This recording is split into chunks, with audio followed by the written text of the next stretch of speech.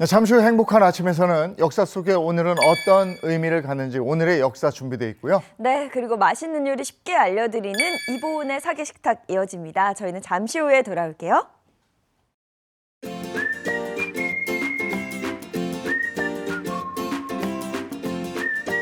안녕하십니까. 행복한 아침 이재용입니다. 안녕하세요, 장예인입니다. 오늘은 1월 2일 목요일이고요. 오늘의 역사, 이번에 4개 식탁 이렇게 준비해놨습니다. 네, 오늘의 역사에서는 지금 이 시기 과거에는 어떤 일이 있었는지 역사 속으로 들어가 보겠고요.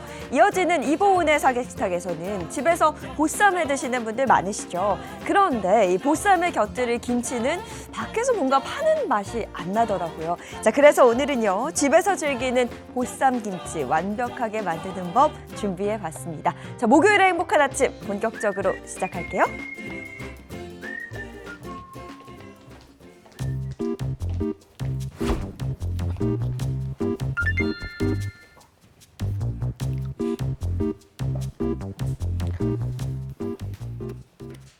네, 오늘 아침에는 어떤 소식들이 있을까요? 모닝픽 시간입니다. 김성환 시사평론가와 함께합니다. 어서 오세요. 네, 안녕하세요. 네, 안녕하세요. 네, 첫 번째 모닝픽 어떤 소식입니까? 네, 첫 번째 모닝픽 참사 현장 운정입니다. 네, 제주항공 여객기 참사 현장에 전국 각지에서 온정의 손길이 몰리고 있죠. 네, 맞습니다. 한순간에 가족과 친지, 동료를 잃은 사람들의 슬픔을 어떻게 감당할 수 있겠습니까? 가늠할 수 있겠습니까?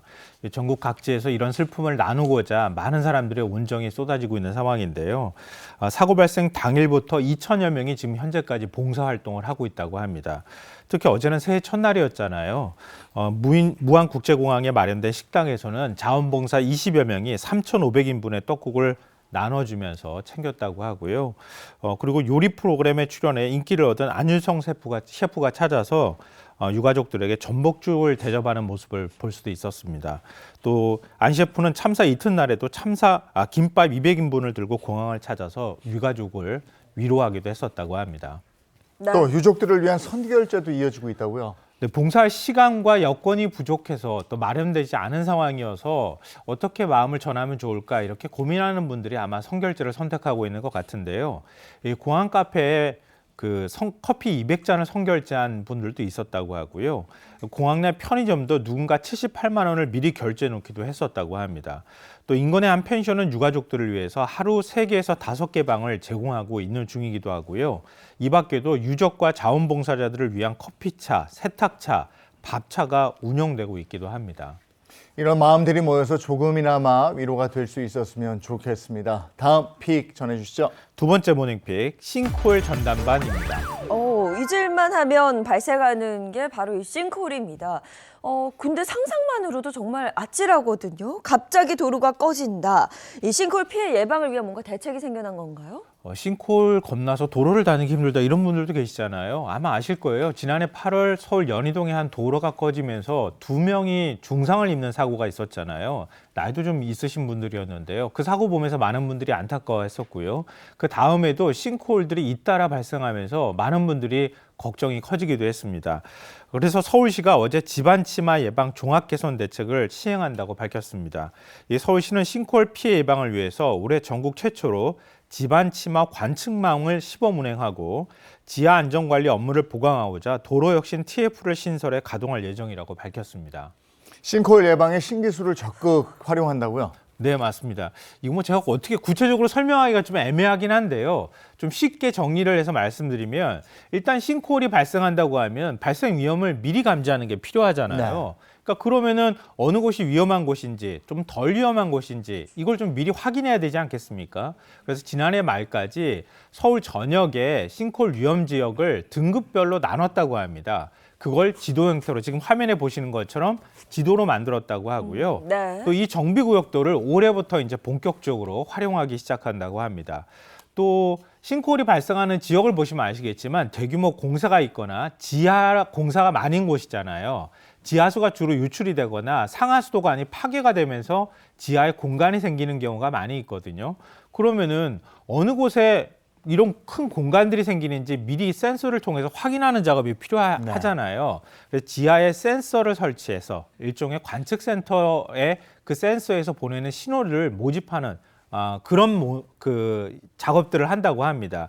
그래서 이렇게 관측센터에서 지하 지반 침하가 일어날 위험에 있는 곳에 있는 신호를 미리 감지하고 이 신호를 모아서 이거를 본격적으로 활용하는 작업들을 한다고 하는데요. 일단은 서울시 전역에다가 다 설치할 수는 없으니까 이달 말까지 시범 운영을 해본 뒤에 이게 정말 효과가 있다 평가를 해본 다음에 효과가 있으면은 이 지역들을 점차 확대해 나갈 예정이라고 합니다. 네, 이런 싱크홀 예방 대책으로 싱크홀 사고가 줄어들길 기대해 보겠습니다. 다음 픽 전해주시죠. 세 번째 모닝픽 독거노인 기초연금입니다. 혼자 사는 어르신들에게 이 노후 생활비 정말 필수입니다. 올해 기초연금을 받을 수 있는 기준과 금액이 어떻게 되는지 좀 궁금합니다. 네, 이거 어르신들이 굉장히 관심이 많으실 텐데요. 아시다시피 기초연금은 소득 하위 70%인 65세 이상 어르신들한테 지급하는 일종의 복지제도인데요. 물가 상승률이라든가 자산 가치 이런 거의 변동에 따라서 매년 기준 소득 인정 금액이 좀 달라집니다. 이걸 보건복지부가 올해 선정 기준액을 발표를 한 건데요. 단독 가구 기준으로 월 228만 원, 부부 가구는 월 364만 8천 원으로 결정이 됐습니다. 이 지난해와 비교해서 단독 가구 기준은 15만 원이 오른 금액이라고 합니다. 이렇게 보면 올해 기초연금 수급자는 736만 명이 되고요. 관련 예산은 29조 1천억 원이 필요할 전망입니다. 네, 기초연금은 근데 신청을 해야 받을 수 있을 텐데 어떻게 받을 수 있는지 좀 알려주시죠. 저는 이거 신청 안 하고도 그냥 지급해 주면 얼마나 좋을까 이런 생각도 좀 하거든요. 네. 어르신분들이 좀 불편하실 수는 있을 것 같은데요. 그런데 가까운 행정복지센터나 아니면 국민연금공단 지사가 있거든요. 이 지사를 찾아가시면 신청하실 수 있고요.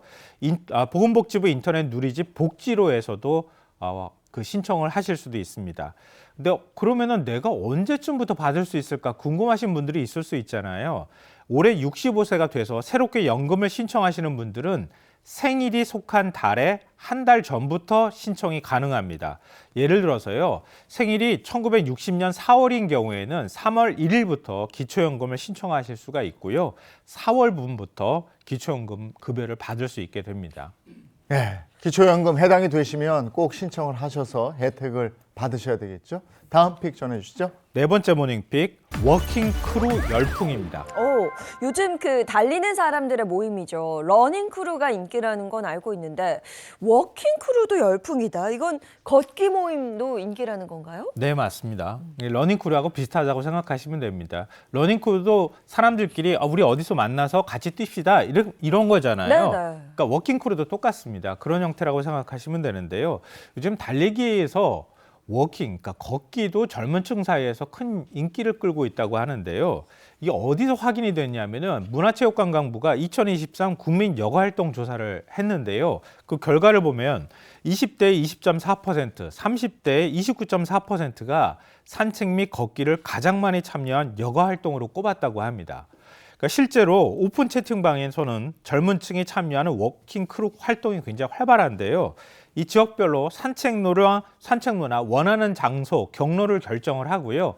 저도 참여합니다 하면은 그럼 언제 어디서 만납시다. 이렇게 의기투합만 되면 간단하게 같이 워킹 크루에 참여하실 수가 있고요. 그럼 그 가운데에서 서로 만남도 이어가고 또 식사도 할 수 있잖아요. 네. 근데 이렇게 친목도 도모할 수 있다고 하는 장점이 있습니다. 네, 운동 같이 하고 이러면 좋죠. 근데 증강현실 게임으로도 산책을 해요? 소위 요즘에 게임하면 장비빨이잖아요. 장비가 굉장히 많아야 돼요. 네네. 근데 장비 없이도 사실은 워킹 크루는 할 수가 있거든요. 그런 장점 때문에 이 증강현실 게임이 좀 더 인기를 끌고 있다고 하는데요. 특별한 준비 없이 가벼운 옷차림을 하고 그냥 뭐 휴대폰만 들고 집 밖을 나서면 된다고 생각하시면 돼요. 그러니까 게임을 시작하면 게임 속 플레이어가 걸어다닌 길을 따라서, 그러니까 길을 안내해 주니까요. 따라가면서 뭐 꽃도 심고 캐릭터도 구입하고 수집하고 뭐 친구들과 더 채팅도 할 수 있다고 하거든요. 뭐 이런 방식으로 서로 소통도 하면서 걷다 보면은 얼마나 걸었는지 본인도 아마 잘 모르는 사이에 운동도 많이 될 것 같거든요. 이런 장점 때문에 MZ세대들 사이에서 입소문을 타면서 게임을 하기 위해 일부러 걷는 사람까지 많이 생겨났다고 합니다. 네, 이게 산책이라고 그러죠. 걷는 것도 습관이거든요. 네. 그 젊었을 때부터 이런 습관이 있으면 아주 알차게 보낼 수가 있다 싶습니다. 이게 좋네요. 네, 모닝픽 오늘 여기까지 하겠습니다. 김성환 시사평론가와 함께했습니다. 고맙습니다. 네. 네, 고맙습니다. 뭐 아침 저녁으로는 역시나 날이 춥습니다만 낮에는 좀 추위가 덜하다는 생각이 들더라고요. 오늘 날씨 어떤지 바로 알아보겠습니다. 마지연 기상캐스터 나와주세요. 네, 상암동입니다. 새해 첫 출근길 준비 잘하고 계시나요? 오늘 전국이 대체로 맑겠고 대기질도 무난하겠습니다. 다만 아침까지는 서쪽 내륙에 안개가 껴서 안전운전 해야겠습니다. 오늘도 아침에는 영하권에서 출발합니다. 현재 서울 기온 영하 2.5도, 체감온도는 영하 6.3도까지 떨어졌는데요. 어제와 비슷하거나 더 낮은 곳이 많아서 따뜻하게 입어야겠습니다. 낮 기온은 어제보다 조금 낮아집니다. 서울의 낮 기온 6도로 어제보다 3도가량 낮겠고요. 남부지방은 대구 10도, 부산은 12도가 예상됩니다. 현재 동해안에는 건조주의보가 발효 중이고요. 어제 경기 성남에도 건조특보가 확대됐습니다. 특보가 내려지지 않은 그 밖의 수도권도 건조해서 불조심해야겠습니다. 내일과 모레는 날이 더 추워지겠습니다. 사실상 예년 이맘때 날씨지만 그동안 포근했던 터라 더 춥게 느껴지겠고요. 일요일과 월요일 사이에는 중부지방에 비나 눈이 오겠습니다. 내일 아침은 오늘보다 더 춥겠습니다. 서울의 아침 기온 영하 5도, 체감온도는 영하 7도 아래로 내려가니까요. 오늘보다 든든하게 입고 나오셔야겠습니다. 지금까지 날씨였습니다.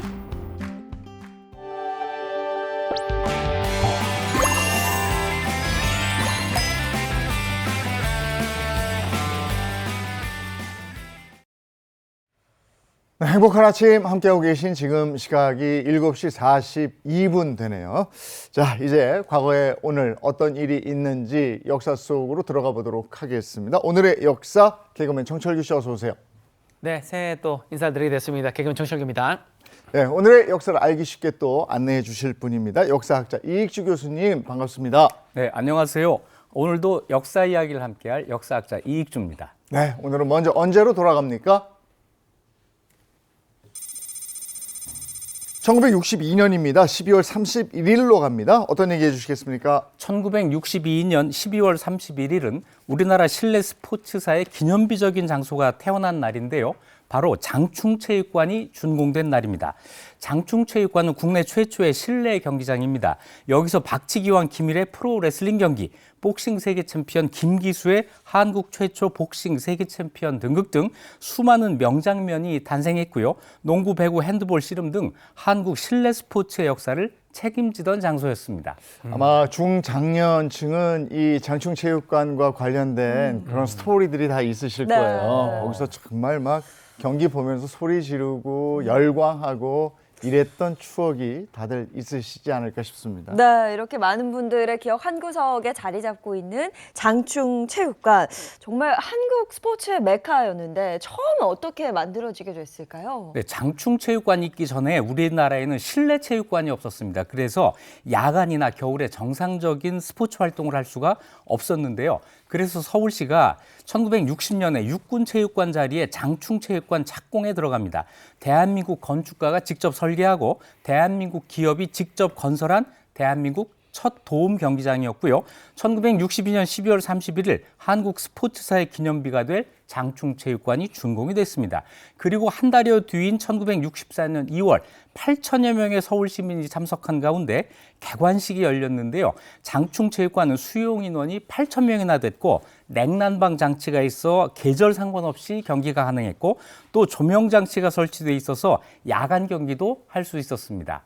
그야말로 실내 스포츠 다 할 수 있었어요. 농구, 배구는 물론이고 여기서 뭐 권투, 복싱 많이들 봤을 거고 씨름 여기서 했죠. 네. 거기다 또 마당놀이까지 여기서 했었습니다. 그리고 아까 말씀하셨던 김일 선수의 레슬링 빼놓을 수가 없었죠.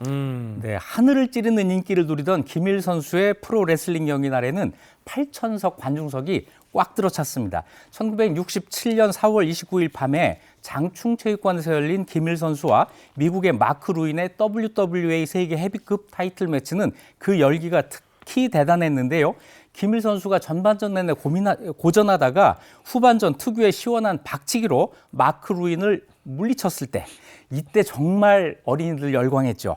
또 1975년에는 안토니오 이노키 선수와 세기의 대결을 펼쳤는데 우리 국민에겐 정말 사이다였습니다. 김일 선수의 박치기가 이노키의 이마에 명중할 때면 전국은 열광의 도가니가 됐는데 그 당시 친구들과 김일 선수 따라한다고 서로 박치기 하다가 맞아요. 유마에 멍든 어린이들 정말 많았습니다. 예. 네, 장충체육관에서의 전설 중에서 또 프로레슬링의 기밀이 있다면은 복싱계에 또 전설이 있지 않습니까? 바로 김기수 선수. 이 선수가 탄생한 것도 또 장충체육관이라면서요. 네, 그렇습니다. 1966년 6월 25일 장충체육관에서 우리나라 김기수 선수와 이탈리아 니노 벤베누티 선수의 프로복싱 미들급 세계 챔피언 타이틀 매치가 열렸는데요.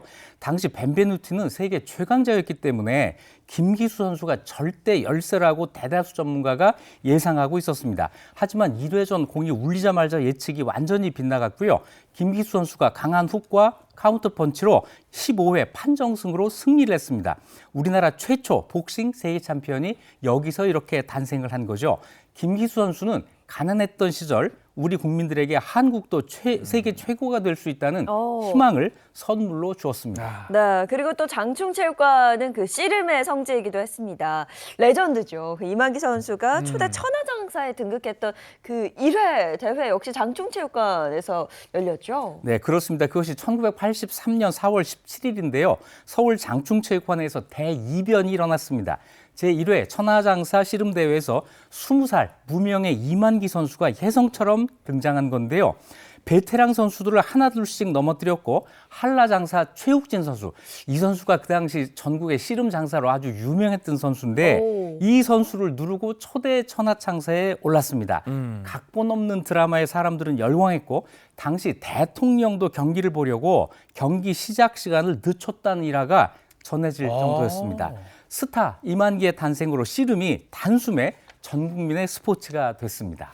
이렇게 한국 스포츠의 굵직한 순간을 함께 해온 장충체육관 리모델링을 하면서 최근엔 또 새롭게 탄생을 했죠. 네, 장충체육관은 1979년에 잠실 실내체육관이 들어설 때까지 한국 실내 스포츠의 유일한 메카였습니다.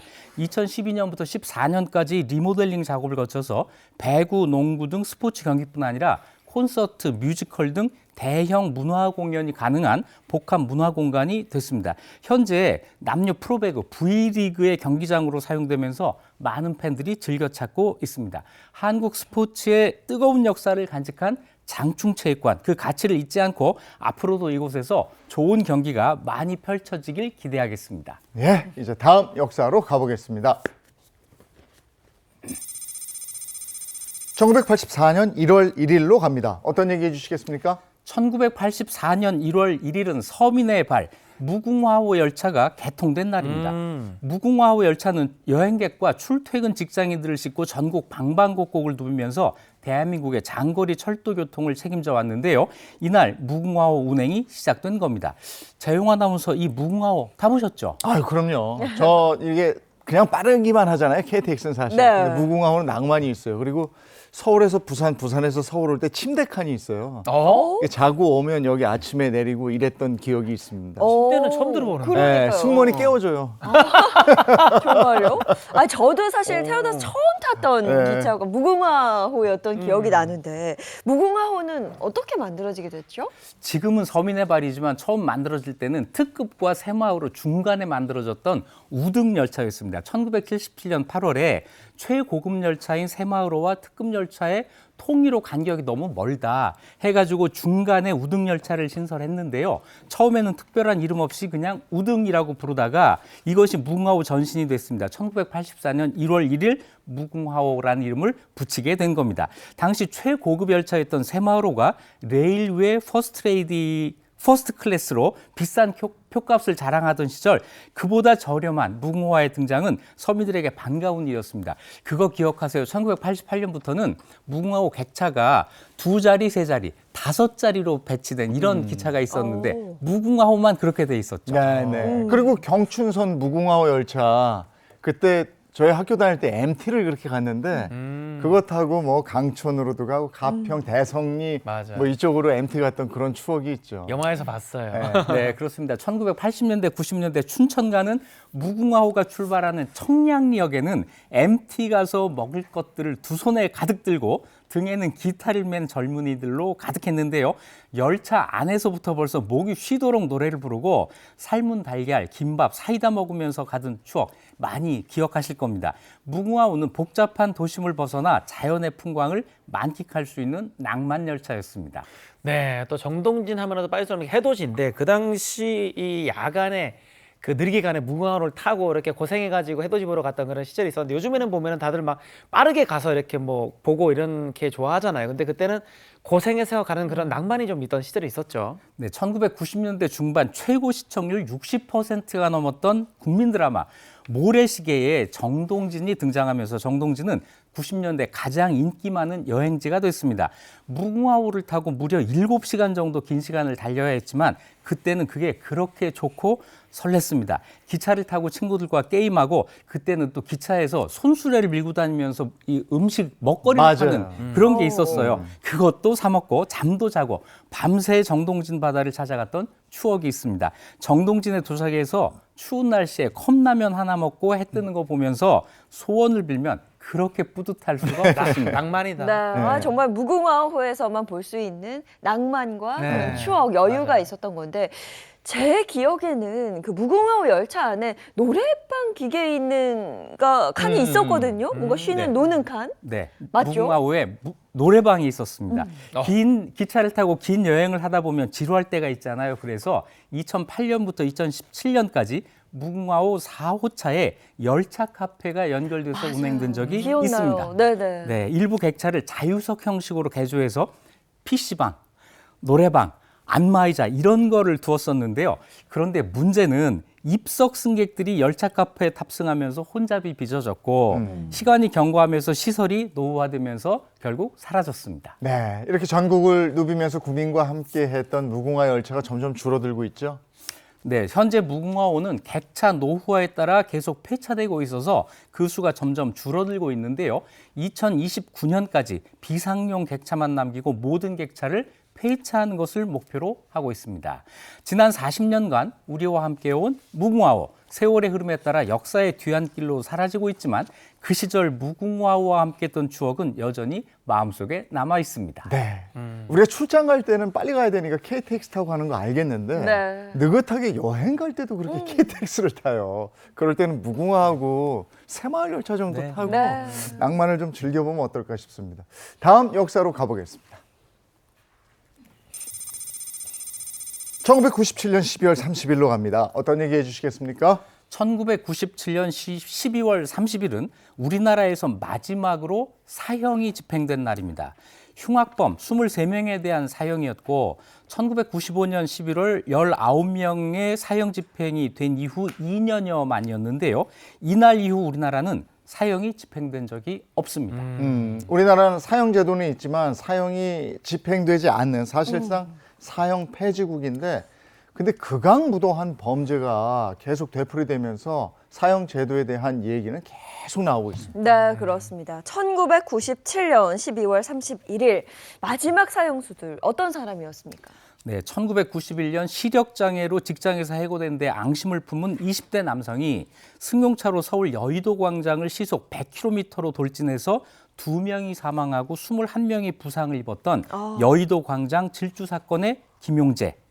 고소를 취하지 않는다는 이유로 총기로 일가족 4명을 살해한 경찰관 김준영, 독극물로 5명의 연쇄 독살 사건을 벌인 김선자 등 23명이 사형에 처해졌고 죄명별로는 살인이 15명, 강도살인이 4명, 강도강간 2명, 존속살해와 현주 건조물 방화치사가 1명씩이었습니다. 네, 궁금한 게 이 사형 제도가 그러면 언제부터 이 제도가 있었던 겁니까?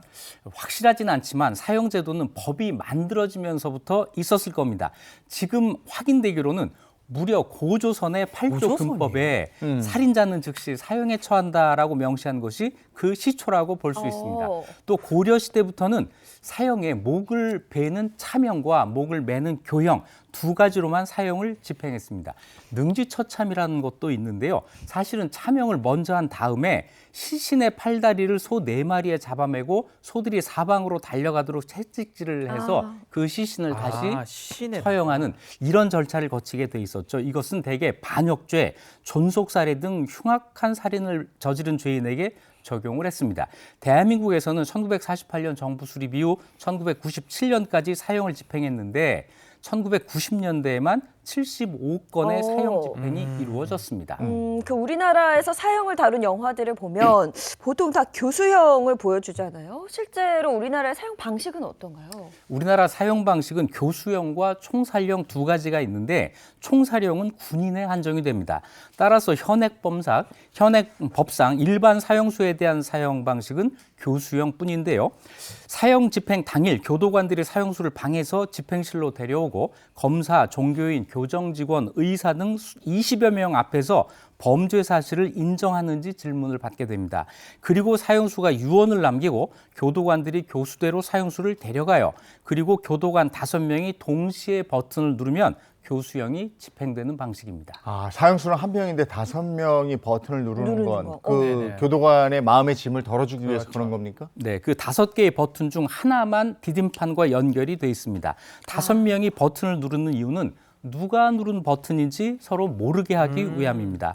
커튼이 열리면 의사가 사망 확인 후 집행 완료를 보고하고요. 사형수의 시신은 교도소 내 종교 모임 회원들이 걷어서 24시간이 지나 가족에게 인계하고 무연고자는 자체적으로 장례를 치르게 됩니다. 그 직접 사형 제도를 집행한 교도관들의 트라우마가 좀 있지 않았을까 이런 생각이 좀 들고 우리나라는 2007년부터 이제 실질적 사형 폐지국이 됐죠. 네, 우리나라는 1997년 마지막으로 사형이 집행된 지 10년째가 되는 2007년 12월 30일 사형 폐지국가 기념식이 열리고 이날 국제 엠네스티가 분류하는 실질적 사형 폐지국 대열에 끼게 됐습니다. 네, 사형을 집행하지 않은 지가 지금 27년이 됐는데 그러면 형만 선고를 받고 집행이 되지 않은 채 사형수로 지금 살아가고 교도소에 있는 그런 분들이 많이 계시죠? 네, 대법원 최종심에서 사형을 확정받고 형이 집행되지 않고 있는 수용자는 지금 총 59명입니다. 이 중에는 우리가 잘 알고 있는 연쇄살인범 유영철과 강호순 등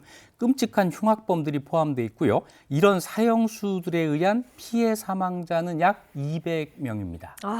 근데 이렇게 강력하고 극악무도한 범죄 행위가 계속 생기고 피해자들이 발생하고 하면서 이런 사형제 존폐 논란 계속되고 있잖아요. 네, 1996년과 2010년 두 번에 걸쳐서 헌법재판소에서 사형제 합헌 결정이 있었습니다. 여론은 집행은 안 하더라도 사형제가 유지돼야 범죄자들이 경각심을 가질 수 있기 때문에 사형제도를 유지해야 한다는 쪽이 높은데요. 실제로 사형제 존폐에 대한 여론조사 결과 꾸준히 사형제 유지 여론이 70% 안팎을 오가고 있습니다. 무고한 시민들을 대상으로 한 칼부림 등 이상 동기 범죄, 이른바 묻지마 범죄가 속출하면서 강력한 법 집행을 촉구하는 목소리가 한편에서는 높아지고 있습니다. 그런데 또 이제 사형제에 반대하는 목소리 내는 사람도 있잖아요. 네, 그렇습니다. 국가가 인간의 생명권을 박탈하는 것이 과연 옳은가에 대한 비판이 있고요. 무엇보다도 사형 집행 후에 잘못된 판결음이 밝혀져도 돌이킬 수 없다고 하는 문제가 있습니다. 또 사형제 시행과 범죄율의 연계성에 대해서도 갑론을박이 있는데요. 유엔은 1988년과 2002년 사형제도의 존치 여부가 살인율에 영향을 주지 않는다라고 결론을 내린 적이 있습니다. 국제적 흐름은 사형제 폐지가 대세입니다. 기독교의 영향으로 영국, 프랑스, 독일 등 유럽 대부분 나라들은 사형제를 폐지했고 아시아의 한국, 중국, 일본 등은 사형제 존치 국가입니다. 51개 주로 이루어진 미국은 캘리포니아를 비롯한 38개 주엔 사형제가 있고 알래스카주를 비롯한 13개 주엔 사형제가 없습니다.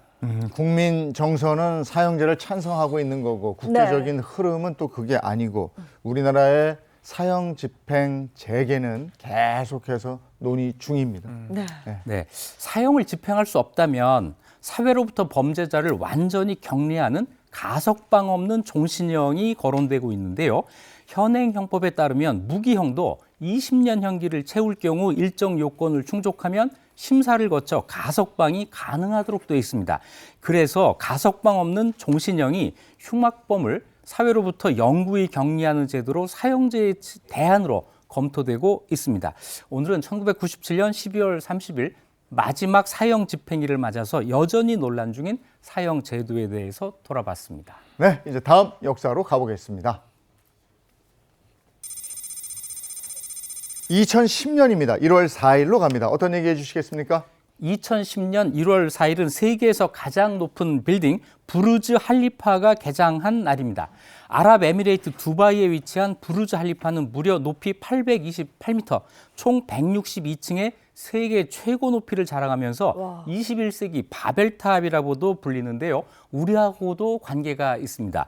우리나라 S물산이 시공해서 한국 건설 기술력을 세계에 입증하는 계기가 된 건물입니다. 네, 부르즈 할리파는 지금 화면에 나가고 있습니다만 보는 것만으로도 아주 웅장하죠. 그래서 네. 버킷리스트에 주로 등장하는 그런 곳이고 두바이 여행하면 꼭 가봐야 될 관광지이기도 합니다. 전망대에서 바라보는 풍경은 정말 짜릿하다고 그래요. 야, 지금 저 화면에 나오고 있습니다만 하늘을 뚫을 듯한 정말 세계 최고층 건물인데요. 대체 이게 얼마나 높은 건지 이렇게 봐서는 잘 모르겠어요. 828m면 이게 어느 정도의 높이인 거죠? 높이 828m를 좀 실감나게 설명드리면요.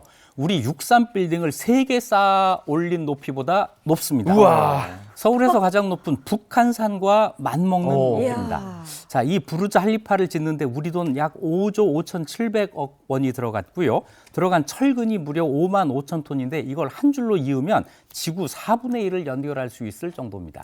네, 높이도 뭐 높이지만 이 부르즈 할리파 세계 건축사에 남을 신기록이 좀 많죠. 네, 부르즈 할리파는 우리나라 S물산의 초고층 빌딩 건설 능력을 입증한 사례 중 하나인데요.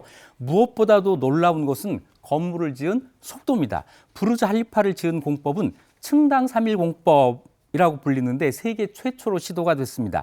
3일에 한 층씩 골조공사를 진행하는 이 공법은 첫날 지상에서 철근을 조립하고 둘째 날 건물 모양의 형태를 만들고 셋째 날 콘크리트를 부어서 형태를 밀어 올리는 방법입니다.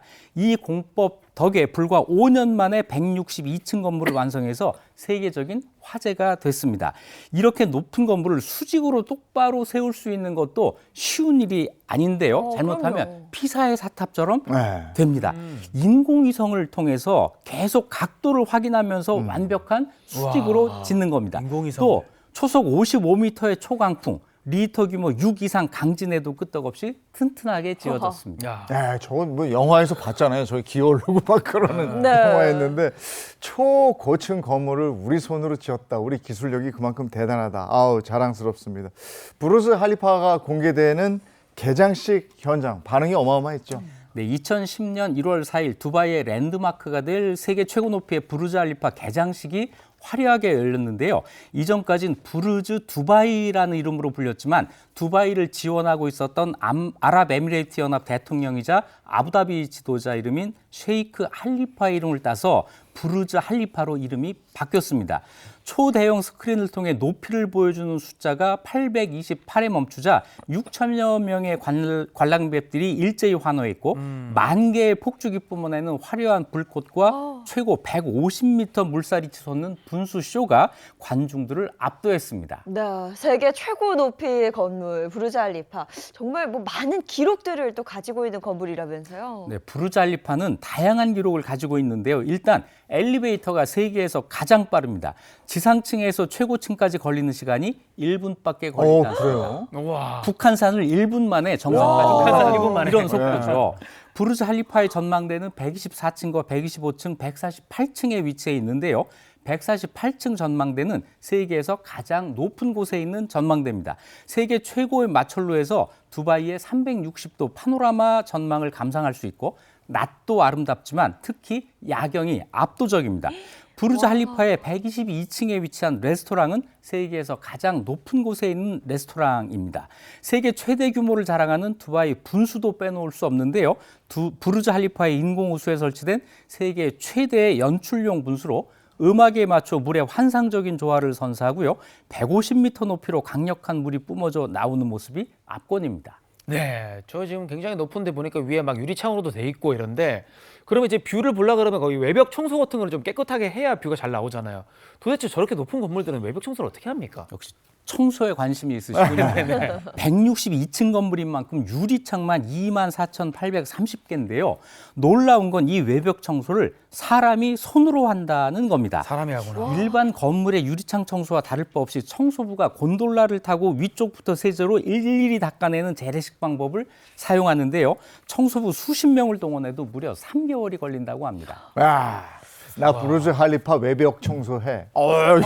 블루즈 파리 관리하는 사람이야. 10년 넘게 세계 최고층 건물이에요. 여기에 도전장을 내민 건물은 없습니까? 왜 없겠습니까? 사우디아라비아 제다에 무려 1,008m 높이의 제다 타워가 세계에서 가장 높은 건물에 도전하며 건설 중입니다.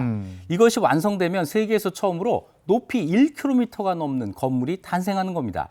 2013년 공사를 시작했지만 2017년에 공사가 멈춰졌고 7년 만인 2024년 10월 다시 공사를 시작했습니다. 2028년 완공을 목표로 하고 있는데 그때까지는 이 부르즈 할리파가 세계 최고 빌딩의 위상을 유지하게 됩니다. 첨단 기술이 총동원되면서 우리나라 건설의 기술력을 보여준 이 두바이의 부르즈 할리파, 앞으로도 세계 초고층 건물 건설 시장에서 한국 기업의 활약을 기대해 보겠습니다. 근데 멋있긴 한데 왜 인류는 이렇게 자꾸 하늘로 치솟는 건물을 지을까? 바벨탑 생각도 나고 말이죠. 예, 오늘은 여기까지 하죠. 유익한 역사 이야기를 들려주신 이익주 교수님 고맙습니다. 네, 고맙습니다. 네,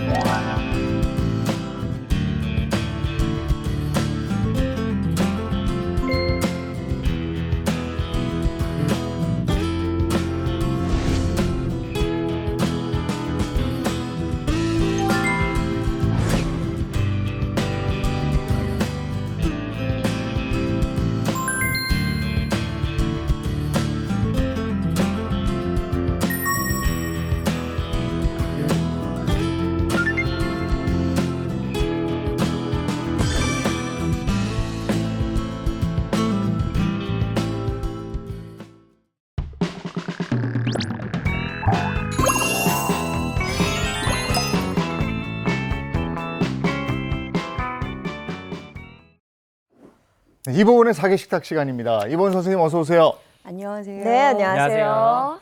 요새 보쌈 좋아하시나요? 아, 보쌈 보쌈은 좋아하죠. 뭐 늘 좋아하죠. 진리죠. 네. 외식으로도 많이 먹고 또 이렇게 배달로도 많이 시켜 먹는 게 보쌈인데요.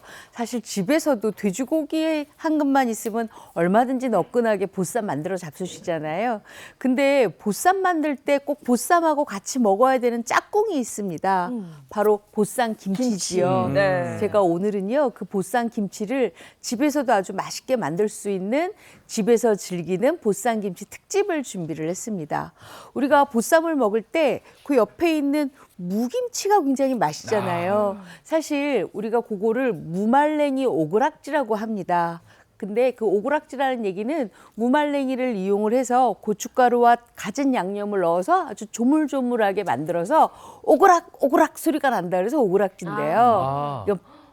그 어르신들이 하시는 얘기예요. 네. 근데 워낙은 보쌈 무김치가 맞습니다.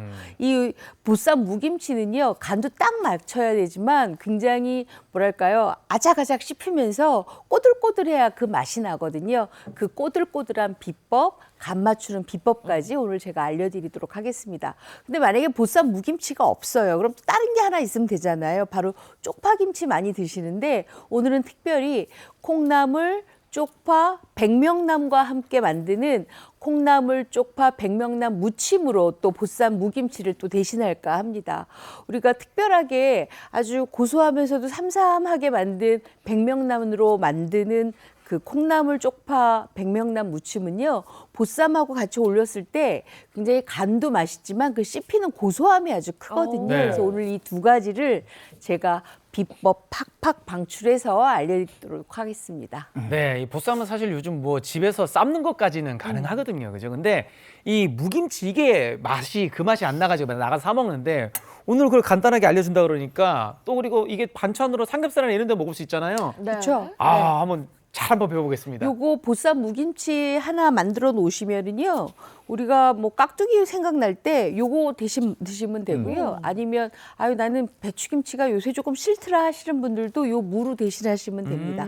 일단 요 무를 하나 제가 준비를 했는데 요 무가 요새 굉장히 묵직해서 겨울무가요. 무게가 꽤 나갑니다. 어떤 거는 한 1.7kg 정도 나가고 어떤 거는 2kg가 가까이 되거든요.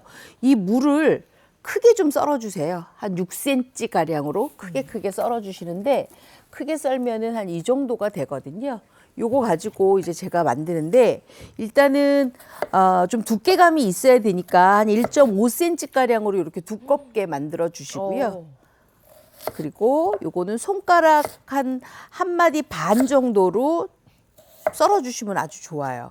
왜냐하면 요게 나중에 제가 절임을 잘해서 요게 아주 꼬들꼬들하게 만들어지려면 너무 얇으면 나중에 식감이 없어지거든요. 그래서 요렇게 미리 좀 만들어 주세요. 네. 보쌈에 먹는 무김치는 확실히 그 꼬들꼬들 아그작아그작하는 그 식감이 굉장히 중요하고. 저 식감이 굉장히 중요합니다. 그리고 요게 물이 생기지 않아야 되고요. 그다음에 물러지지 않아야 되고요. 그래서 네. 우리가 여름무로는 요거 잘 안 만들고 겨울무로 많이 만듭니다. 네. 이렇게 해서 만들어 주세요. 겨울무 또 맛있잖아요. 맛있죠. 네. 달고. 아 근데 저는 아까 그 선생님께서 말씀해 주신 오그락 먹어서 오그락지라는 오그락지. 네. 네, 그게 표현이 굉장히 재밌네요. 네. 이제 어르신들은 오그락김치라고 많이들 말씀을 하십니다. 네, 이렇게 해서 준비를 하시는데 제가 요거를 다 5kg를 썰 수가 없어서 미리 이렇게 좀 아까 가져오셨어요? 와서 썰어 왔어요. 아. 네. 그래서 이렇게 준비를 합니다. 이렇게 준비를 하는데 요거를요 물에 한번 헹궈 주셔야 돼요. 근데 물에 어떻게 헹구냐 하면 이렇게 헹굽니다. 요 물을 좀 준비를 해주시고요.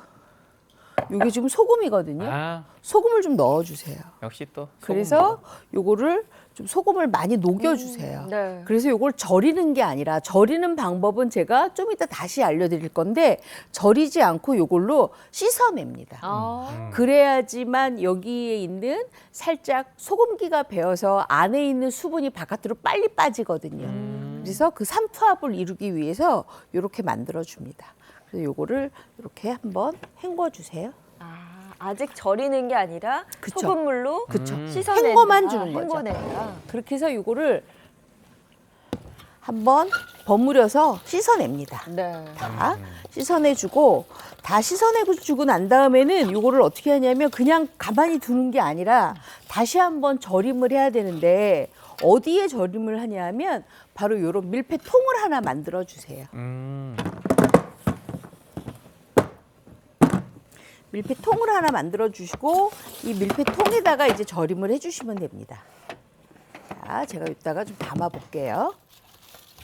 이렇게 절여야 그 식감이 나는 거죠. 그렇죠. 그래야 아주 꼬들꼬들하면서 우리가 왜 씹었을 때 그냥 물컹하는 것보다는 꼬들꼬들하고 아삭아삭한 식감이 있어야 좋잖아요. 네. 그래서 그걸 만들어 주시면 돼요. 그래서 이렇게 해주시고요.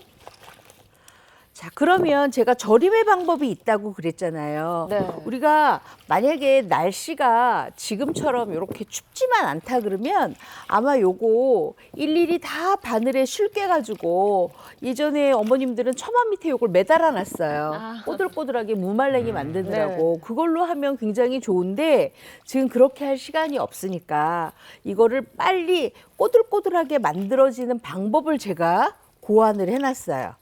뭐냐? 바로 당침을 하는 방법이에요. 자, 이렇게 준비가 됐으면 여기에다가 제가 장갑을 하나 좀 끼고요. 아, 지금부터가 정말 꿀팁입니다. 네, 이거 잘 보셔야 돼요. 어머님들 근데 저거 나도 저렇게 하는데 하실 수도 있어요. 네네. 요거 지금 고운 소금이에요. 네. 고운 소금 4큰술을 이렇게 넣어주세요. 4큰술을. 그러면은 요게 염침이 되겠지. 네. 네. 안에 있는 소금이 빠질 거예요. 자, 그랬으면 요거는 쌀조청이에요. 쌀조청을 4컵을 넣어주세요. 우와. 오. 그러면 당침이 되겠죠. 네. 네네.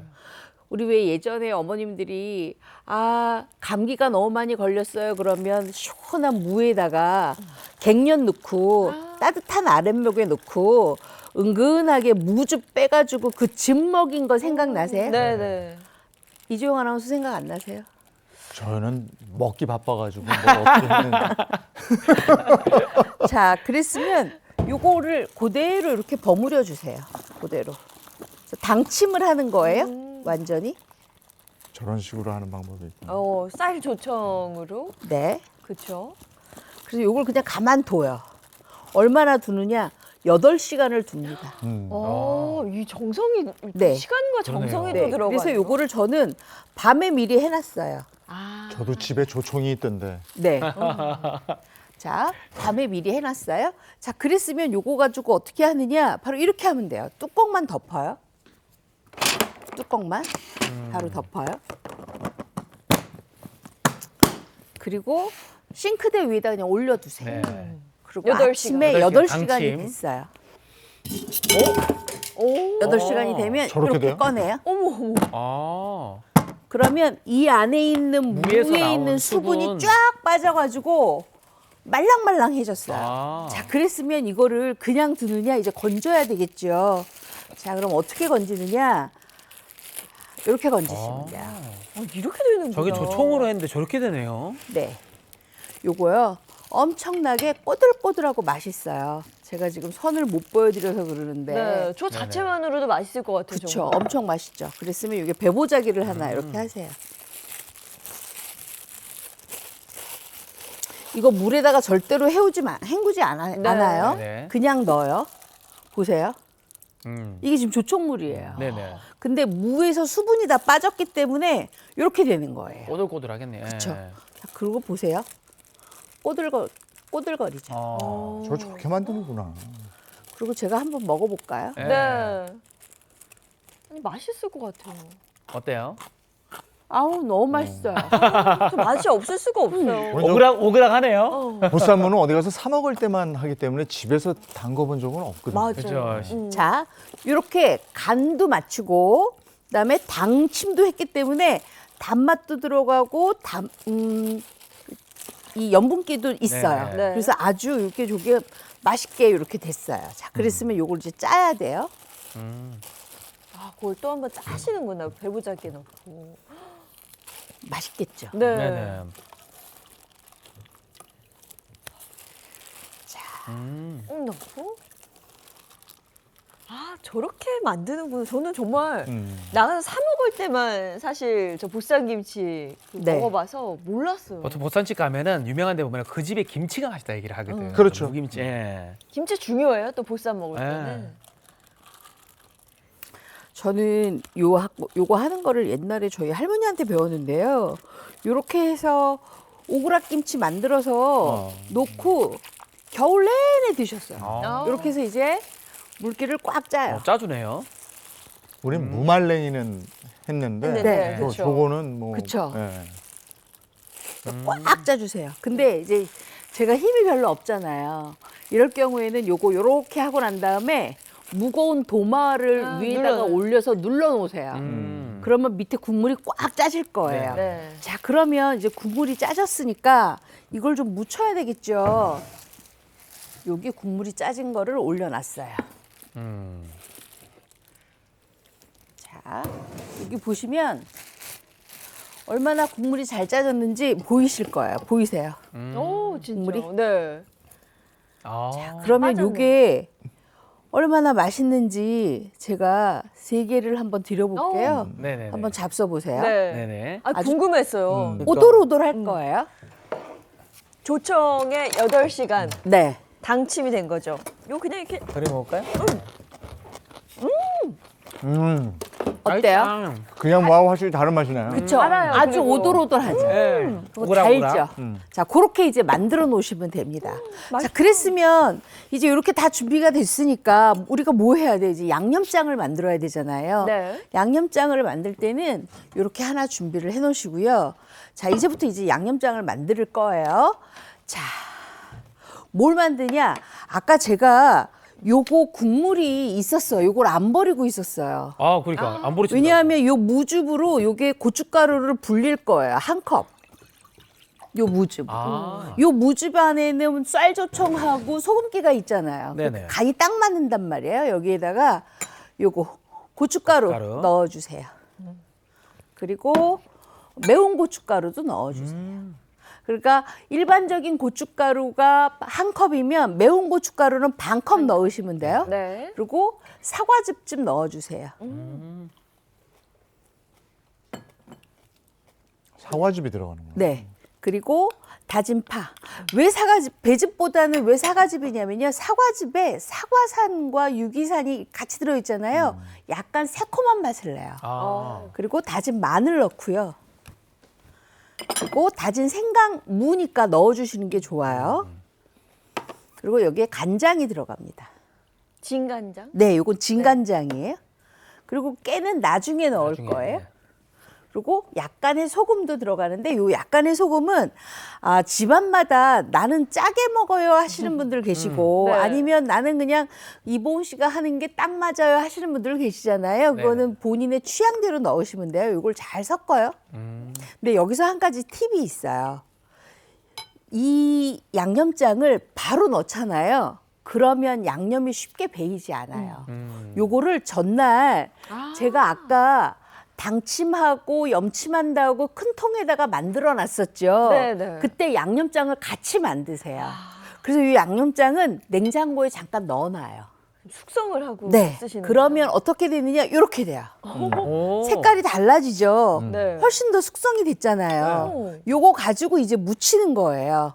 요거 가지고. 네. 자, 그랬으면 요거 가지고 무치기 전에 제가 여러분들한테 오늘 특별 선물이 있어요. 뭐예요? 특별 선물? 네. 바로 뭐냐?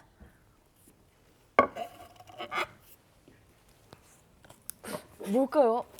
잠깐만. 수육이구나. 수육이다. 수육. 아. 수육을 제가 무수분으로 만들어 왔거든요. 요거를 제가 좀 미리 좀 썰어야 돼요. 아. 자, 이렇게.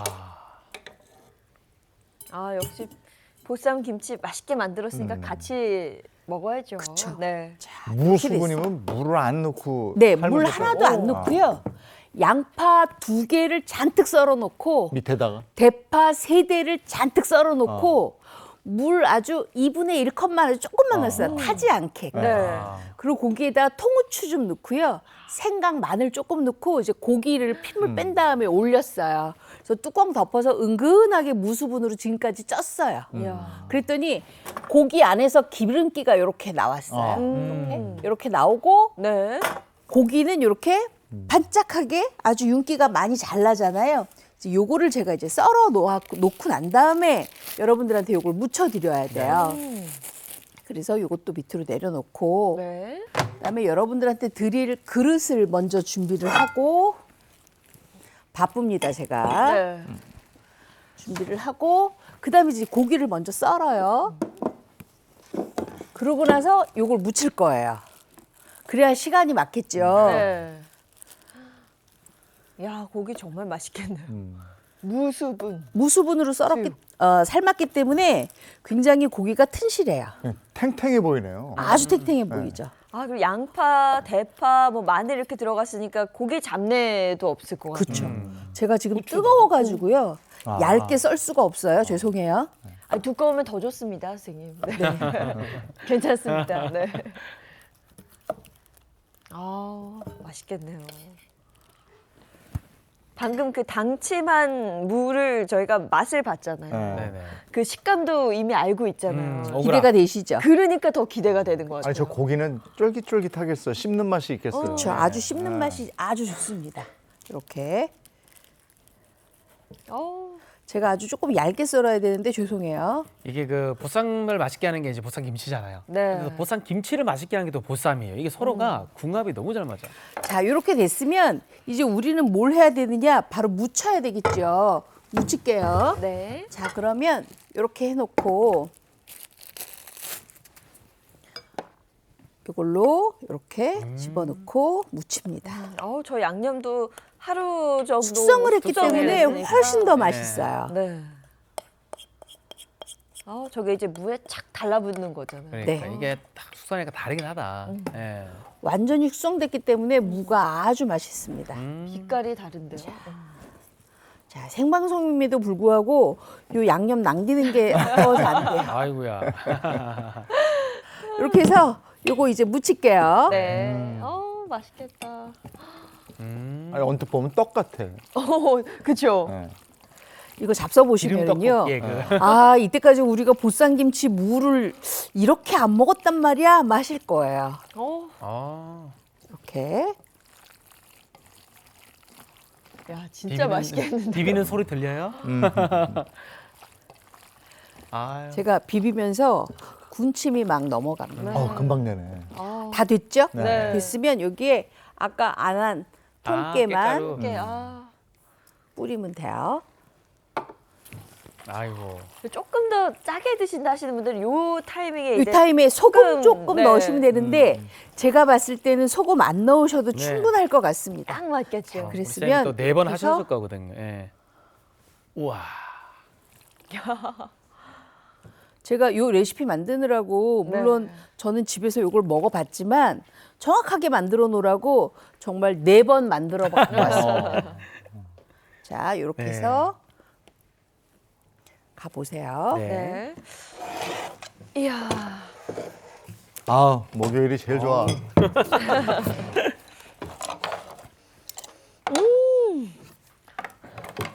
향이 뭐 벌써. 나 들고 오는데 향이 네. 장난 아니네요.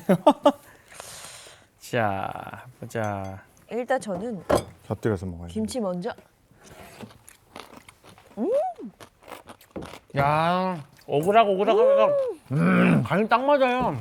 고기 왜 뭐가? 이렇게 부드러워? 아, 녹으면서 씹혀. 그렇죠? 고기 너무 부드러워. 고기랑 너무 잘 어울리죠. 야, 진짜 맛있네요. 간이 딱 맞네.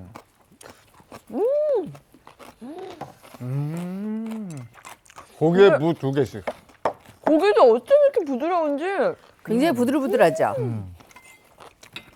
야, 이거 김치 진짜 이거 삼겹살에 먹어도 너무 맛있겠는데 이거. 궁합이 너무 잘 어울리는데요. 최고죠? 그리고 이 무에 스며들어 있는 단맛이 네. 씹을수록 올라와요. 그냥 맞아요. 양념 맛만 나는 게 아니라 무 자체가 그 당침을 하셔서 단맛이 싹 입안에 올라오네요. 근데 이게 설탕의 단맛이 아니잖아요. 그러다 보니까 깊은 맛이 우러나요. 그렇죠? 맞아요. 제가 고기를 굉장히 두껍게 썰었는데 아니, 어떻게 좋아요. 드실만 너무 하세요? 맛있어요. 너무 맛있어요. 고기가 너무 뜨거워가지고 제가 얇게 썰 수가 없었어요. 이게 요즘 같은 때 기분 전환이 되는 맛이네. 맞아요. 네.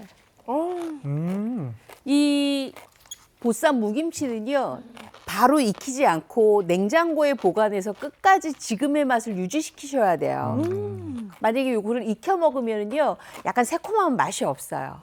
그래서 제가 여러분들한테 알려드리는 게 딱 5kg씩 무 2개씩 하시면 딱 맞습니다. 아, 이거는 뭐 고기랑 먹는 것뿐만 아니라 그냥 밥 반찬으로 네, 밥에다가 요것만 있어도 맞아요. 너무 잘 어울리고 네. 맛있을 것 같아요. 자, 이제 드실 동안 저는 그러면 보쌈 무김치를 안 했을 때 그럼 뭘 또 하느냐? 바로 이 콩나물과 쪽파와 요거 명란?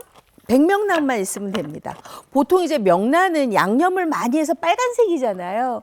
요거는 그냥 슴슴하게 약간의 소금 염도만 한 백명란이에요. 요 백명란을 같이 하는데 일단 제가 냄비에다가 깨끗하게 씻은 콩나물을 조금 안칠게요. 여기서 한 가지 팁이 있습니다. 여러분들 이제 보통 이제 이렇게 딱 안치고 나면 어머님들이 대부분 하시는 게 있어요. 바로 소금을 넣으시잖아요. 네. 네. 소금을 넣게 되면 절대로 안 돼요. 왜냐하면 소금을 넣게 되면 끓으면서 이 안에 있는 수분이 다 빠져요. 삼투압 때문에. 그래서 소금 안 넣고 그냥 맹물 그냥 넣습니다. 그럼 이제 맹물을. 아삭아삭한 맛도 덜 하겠네요. 이렇게 된 거죠? 그렇죠. 맹물을 그냥 넣어요. 이렇게. 많이 넣지 마시고요. 약 한 컵 정도만 넣어주세요. 네. 이렇게 해서 끓는 물을 넣지 않고 찬물에다가 바로 이렇게 올립니다. 이렇게. 일단 뚜껑 닫고. 그렇죠. 뚜껑 닫고 이렇게 올려서 어느 정도 요거를 익히느냐. 보통은 이제 우리가 물을 2분의 1컵에서 한 컵밖에 안 넣었으니까 한 2, 3분이면 끓거든요. 그러면 콩나물 익히는 냄새가 바로 올라옵니다. 그러면 바로 뚜껑을 여시면 되는데 뚜껑을 열고 난 다음에 콩나물이 다 익었으면 찬물에 한번 좀 헹궈줘야 되잖아요. 근데 되도록이면 안 헹구고 그냥 바로 식히는 방법도 있는데 저는 한번 헹궈요. 요거를 요렇게. 찬물이에요, 선생님? 네, 찬물에. 찬물에. 네, 찬물에 이렇게 헹궈야 요 콩나물이 굉장히 맛있어요. 아삭아삭하고. 그래서 요거를 이렇게 해서 찬물에다가 헹궈서 이따가 좀 뺄 거예요. 이렇게. 바로 물기를 얹어내요? 조금 잘 해서 빼주세요. 아, 저렇게 하면 식감이 더 살아나겠어요. 그렇죠. 오늘 식감 특집인가요? 네. 예, 그래서 이게 보쌈고기하고 굉장히 잘 어울립니다. 어. 그래서 이렇게 준비를 해주시고요. 그 다음에 우리가 이제 쪽파가 있는데 이 쪽파 같은 경우에도 그냥 바로 썰어서 준비를 하시면 되거든요. 네. 근데 쪽파가 이 앞뿌리 부분이 네. 굵잖아요. 네. 이게 또 특별히 매울 때가 있어요. 그러니까 요럴 때는 어떻게 하느냐? 요거를 이렇게 잘게? 잘게 썰어주세요. 요거는 요 정도까지만 이렇게 잘게 썰어주시고 그 다음에는 좀 식감이 있게끔 이렇게 썰어주세요. 아, 먹는 사람을 배려해서 그렇죠. 크기를 네. 정하시네요. 맞아요. 명란하면 또 쪽파 또 씹는 맛이 있죠. 그쵸. 예. 이렇게 썰어주세요. 자, 그래서 이게 지금 다 됐으면 볼에다가 담아요. 이제 묻혀야 되니까. 콩나물 짜서 먼저 담아주시고요. 찬물에 식혀서 꺼내놓은 거. 네, 물기 꼭 짜고. 그다음에 쪽파도 이렇게 썰어놓은 거 담고 이렇게 담고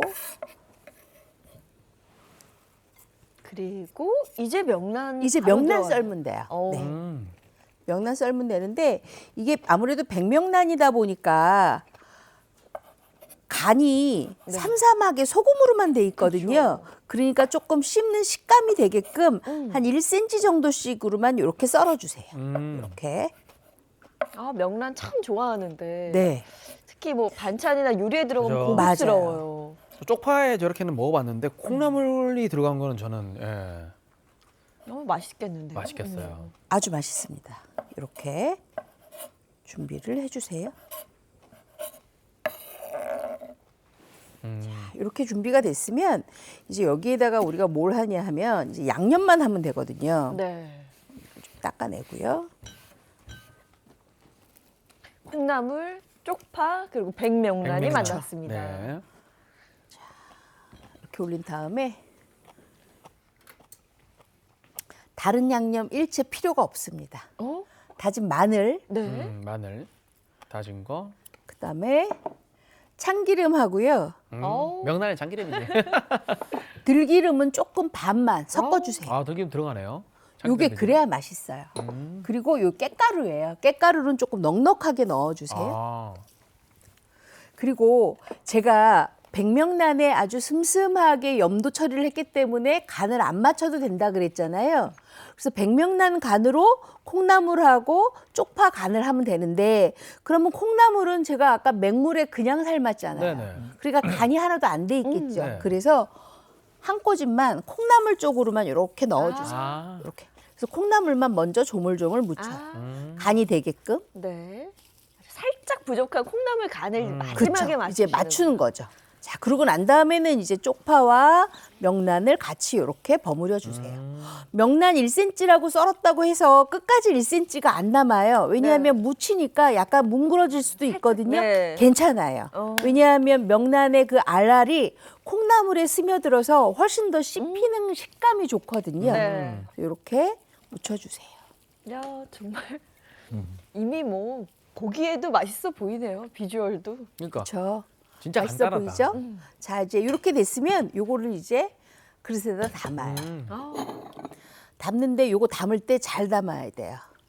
잘 못 담으면 싸워요. 명란을 명란이 명란하죠. 예, 명란이 왜 조금이지 이러면서 싸워요. 내 거에 명란 이렇게. 적다고. 그래서 콩나물이랑 쪽파랑 미리 우리 보쌈이랑 같이 먹을 거니까 같이 네. 이렇게 좀 담아주시고요. 그다음에 명란 위에다가 이렇게 조금 올려주시고요. 아, 이렇게. 맛있겠다. 콩나물이 들어간 명란의 식감을 한번 기대를 하고. 그다음에 쪽파 올려주시고 명란도 이렇게 올려주세요. 이렇게. 아우, 맛있겠네. 너무 맛있겠는데요?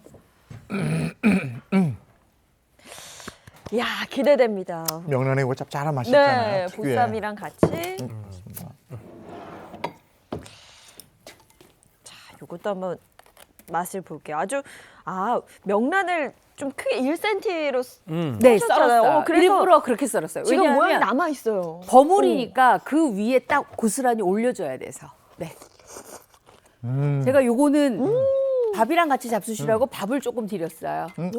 야, 콩나물하고 너무 잘 어울리는데. 콩나물하고 먹으니까 아주 짜지도 않고 그렇죠. 그 조합이 딱 맞네요. 네. 그리고 와, 아삭아삭한 콩나물의 식감하고 쪽파의 단맛하고 굉장히 잘 맞습니다. 야, 쪽파 맛이 뒤에 또 느껴지는 이것도 별미네. 향이 딱 올라오면서. 아, 식감이 너무 좋고 그 간이 너무 적절해요. 네. 그렇죠. 명란 적절하죠. 먹었을 때 약간 그 짠맛이 나는데 이 네. 콩나물이 그렇다고 해서 짜가 아니라 너무 적절해요. 이게 백명란이기 때문에 아주 슴슴하게 잘 드실 수가 있습니다. 근데 요거 고기 위에다가 딱 올려서 잡수시면 굉장히 금상첨화로 맛있거든요. 고기가 하나도 안 남았습니까? 네, 아. 나왔어요. 고기 한번 어디서 먹어야겠다. 고기 뭐 이미 다 드셔가지고 네. 야 근데 요것만 먹어도 맛있고 그렇죠. 고기 없이 오늘 그냥 밥 반찬으로 이게 밥 반찬에. 해서 먹어도 정말 인기 좋을 것 같아요. 아이들도 그렇고 네, 그렇습니다. 계속 손이 가네요, 선생님. 이거 보쌈하고 한번 먹어볼게요.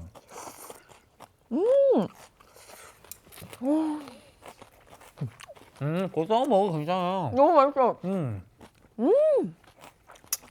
정말 집에서 왜 보쌈김치라면 나는 밖에서 사 먹는 그 김치가 아니지. 그렇지, 그 그렇지. 맛이 안 나. 식감이 다른데 하셨던 분들은 오늘 방송 네. 레시피 한번 다시 생각하시면서 집에서 보쌈김치 하시면 너무 좋을 것 같고 지금 만들어본 이 콩나물, 쪽파, 백명란 무침은 정말 밥도둑이에요. 그러니까요. 네. 다른 반찬 필요 없이 요거 하나만 해서 사실 밥에 참기름에 한번 살짝 쓱쓱 비벼서 집에서 먹어도 되겠고. 비벼서 콩나물밥처럼 이렇게 먹어도 맞습니다. 너무 맛있을 것 근데 같아요. 아까 선생님 네. 뜨거운 물에 오래 안 놔두고 바로 꺼내가지고 식혔잖아요. 이 식감이 그래서 그대로 살아있으니까 네. 씹는 맛이 진짜 네. 야, 너무 우리 좋네요. 이재용 아나운서가 말없이 먹기만 한다는 건 정말 맛있다는 뜻이기도 합니다. 네, 이번 다음 주는 뭐 해볼까요? 다음 주는요, 아우 파릇파릇하게 올라온 시금치가 아주 단맛이 정말 끝내줍니다. 다음 주에는요, 시금치로 아주 맛있는 메뉴 2가지 알려드리도록 하겠습니다. 네, 시금치로 먹는 요즘 시금치 진짜 맛있어요. 네, 맛있는 너무 요리 두 가지. 맛있죠. 네. 다음 주에 한번 네, 다음 주도 말없이 드실 예정입니다. 네, 선생님 고맙습니다. 고맙습니다. 네, 이어서 오늘 날씨 알아보도록 하겠습니다. 마지원 기상캐스터 나와주세요. 네, 상암동입니다. 오늘은 새해 첫 출근일입니다. 오늘 전국이 대체로 맑겠고 대기질도 무난하겠습니다. 다만 아침까지는 서쪽에 안개가 껴서 안전운전 하셔야겠습니다. 오늘도 아침에는 영하권에서 출발합니다. 현재 서울 기온 영하 2.8도를 가리키고 있는데요. 어제와 기온이 비슷하거나 더 낮은 곳도 있어서 따뜻하게 입어야겠습니다. 낮 기온도 어제보다 조금 낮아집니다. 서울의 낮 기온 6도로 어제보다 3도가량 낮겠고요. 남부지방은 대구 10도, 부산은 12도가 예상됩니다. 현재 동해안에는 건조주의보가 발효 중이고요. 어제 경기 성남에도 건조특보가 확대됐습니다. 그 밖에 수도권도 대기가 건조해서 불조심하셔야겠습니다. 내일과 모레는 날이 더 추워지겠습니다. 사실상 예년 이맘때 날씨지만 그동안 포근했던 터라 더 춥게 느껴지겠고요. 일요일과 월요일 사이에는 중부지방에 눈비가 오겠습니다. 내일 아침은 오늘보다 더 춥습니다. 서울의 아침 기온 영하 5도, 체감온도는 영하 7도 아래로 떨어지니까요. 내일은 오늘보다 든든하게 입고 나오셔야겠습니다. 지금까지 날씨 전해드렸습니다. 새해 계획들 세우셨을 텐데 네. 오늘은 목, 내일은 금요일이고 저 휴일이니까 월요일부터 해야지. 네. 이거 안 됩니다. 오늘부터 하십시오. 네, 새해 계획 오늘부터 실천하는 하루 보내셨으면 좋겠습니다. 좋은 하루 보내시고요. 저희는 내일 아침 7시 30분에 돌아올게요. 행복한 아침, 행복한 하루 되십시오. 고맙습니다. 고맙습니다. 즐거운 밤 오아시스에서 Play the next channel A